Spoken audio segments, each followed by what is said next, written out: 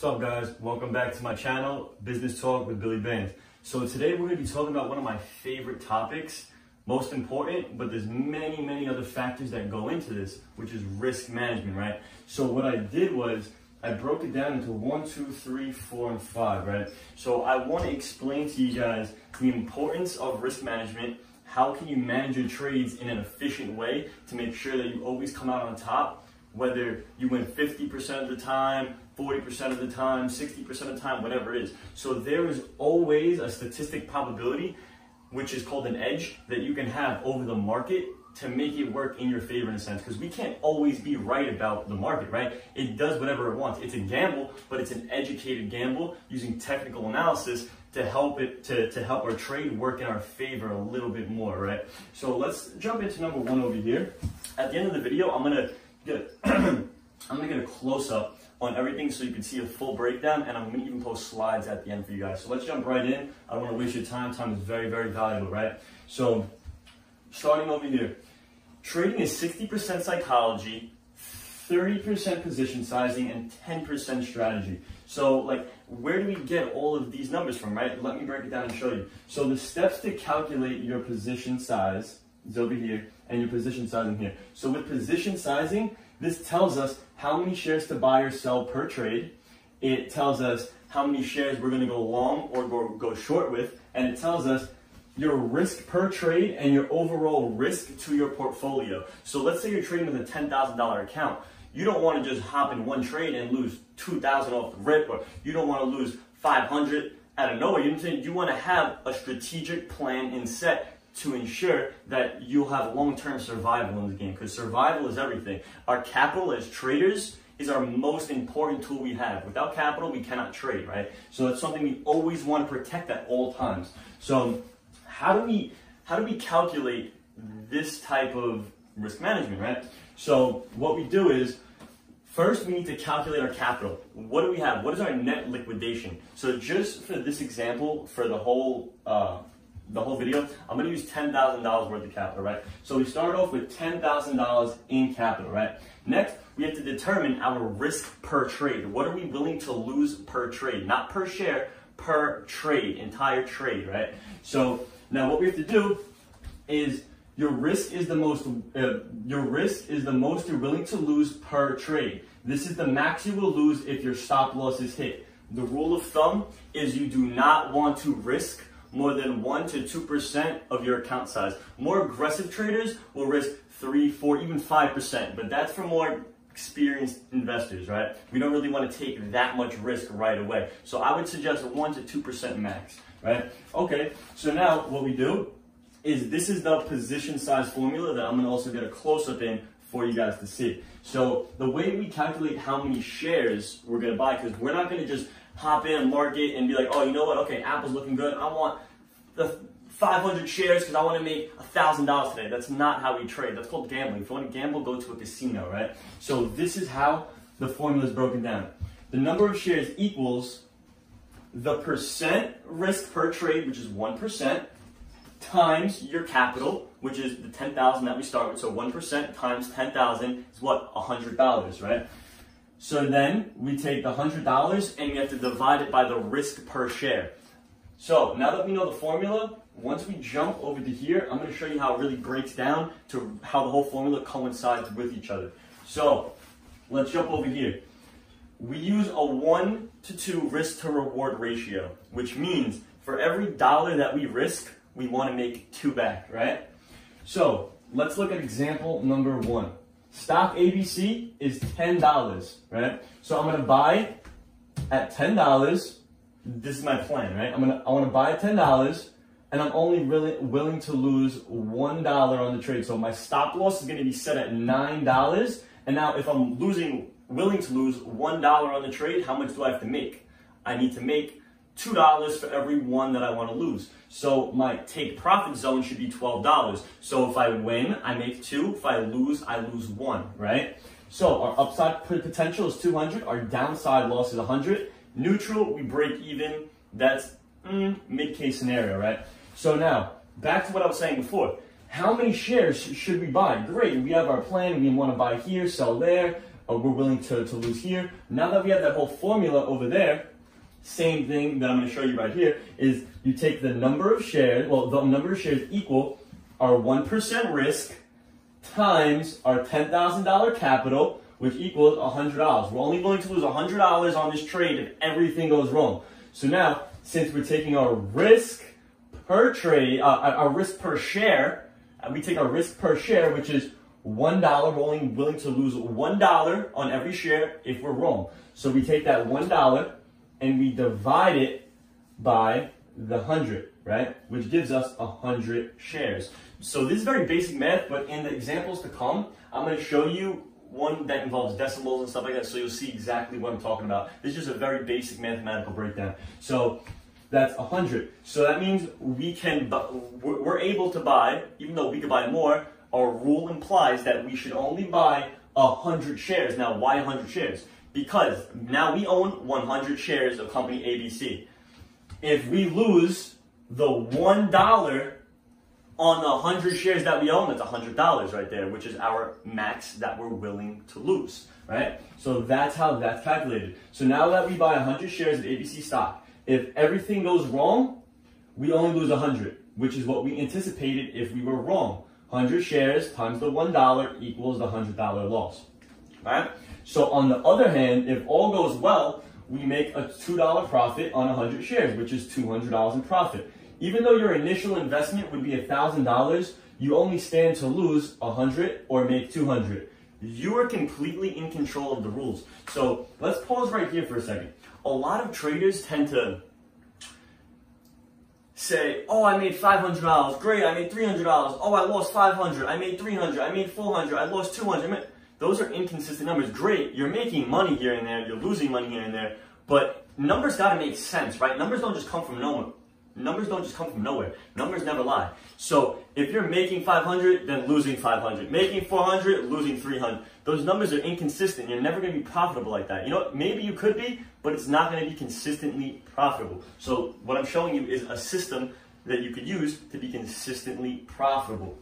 So now, after we just invested that $1,000 in the stock ABC, we still have $9,000 remaining, right? So now we have $9,000 remaining capital. We could choose to invest it as well, or we could take things slow. We must use the same 1% rule for every trade based on the new net liquidation, right? So what I mean by that is, so we just entered stock ABC over here at $10 for 100 shares. 10 times 100 is $1,000, right? So we started off with a $10,000 capital. $10,000 minus that $1,000 investment for stock ABC leaves us with $9,000, right? But now on a $1,000 investment, we're only the max we'll lose is $100, right? Now that we put that $1,000 into stock ABC, right? The $10 initial price target that we wanted to buy at, times the 100 shares, that's $1,000. Now, we still have $9,000 worth of capital remaining. What do we do with it? Do we invest more of it? Do we not? Do we wait for the trade to go through? There's many questions that could come about from that, right? So I suggest if you're new, you start off one trade at a time. Don't just go throwing all your eggs all around and just hoping for the best, right? Start slowly but surely. So with that being said, how I said, we must use the same 1% rule for every trade based on the new net liquidation, right? So if you see over here, the beginning net liquidation that we started with, which was our capital, was $10,000. After that initial $1,000, now we have $9,000, right? So if we were to take another trade, I broke down right here. So when we trade with, when we have a $10,000 capital, right, we're only willing to risk $100 per trade. Then, if now we have $9,000, we only risk $90 per trade. $8,000, $80 per trade. $7,000, $70 per trade. So on and so forth. Why? Because you're only risking 1% of your current net liquidation. So if you have $5,000 that's out right now in the market working, and you only have $5,000 of free cash, you're not going to risk 1% of 10,000 still. You're going to risk 1% of 5,000, which is $50, right? So now remember, stay focused, stay disciplined, stay consistent always. So let's take a look over here at the next example, right? So this is the same breakdown from the first one. This involves a little more decimals, so you can see the realism of the math behind it. So again, we're using the risk reward of 1 to 2. We lose $1 or we make $2. So for every dollar that we lose, we make 2. For every dollar that we lose, we want to make 2 in return. So using the same 1% risk, stock ABC is, let's say, $45.67, right? So now we know we want to buy a $45.67, right? And now from our technical analysis, we see that we should be placing a stop loss at $43.50. So now we know where we want to buy and we know where we want to sell if everything goes wrong, right? So now where we want to sell, that would be a $2.17 loss on every share that we own, right? Okay, great. Now we know if everything goes wrong, we're going to lose $2.17 on every share. But now how much are we supposed to make? We're supposed to make double what our loss is. So $2.17 right here. We always want our profit to be double our loss. So we take that $2.17 and we multiply it by 2, right? Which is our risk reward ratio. We get $4.34. So now we put our take profit zone. So now we have our buy zone here, our stop loss here if everything goes wrong, and our take profit up here. So the max we'll lose is $2.17 per share. The max we will gain in profit is $4.34 on every share, because that's double, right? So now, how many shares are we supposed to buy, right? We just got all these numbers thrown around. How much are we supposed to buy? It's very, very simple, right? We take the risk per trade, and which is $100. Remember, the 1% of that initial $10,000. We take that $100 and divide it by the risk per share, which is $2.17. So now, what does that give us? 46 shares. Okay, so now, even though we could buy way more than 46 shares, that's what we're supposed to buy with our trading plan, with our risk management, right? With proper sizing. So how do we check if our math is right? We take those 46 shares and we multiply it by $2.17, which was our risk per share, and that gives us $100, which is our 1%. See how all these numbers tie together? Once numbers start making sense, things can go accordingly, right? So now that you understand how many shares you're supposed to buy per investment, the percentage that you're supposed to risk per investment, let's move on to here, right? Let's say we did end up taking multiple trades, right? So we got Bank of America, Apple, Microsoft, and McDonald's, right? So this is our total capital position sizing. We spent $4,921, right? Let's ignore the numbers for a second and only focus on the percentages, right? So our risk per trade is 1%, next trade 1%, next trade 1%, next trade 1%. So total risk we're running in all of our trades is 4%. If we lose every single trade, which is those 4 trades, we lose only 4%. If we make 2%, 2%, 2%, 2%, we win every single trade, we're up 8%, right? So if we lose 4%, we only lose $400.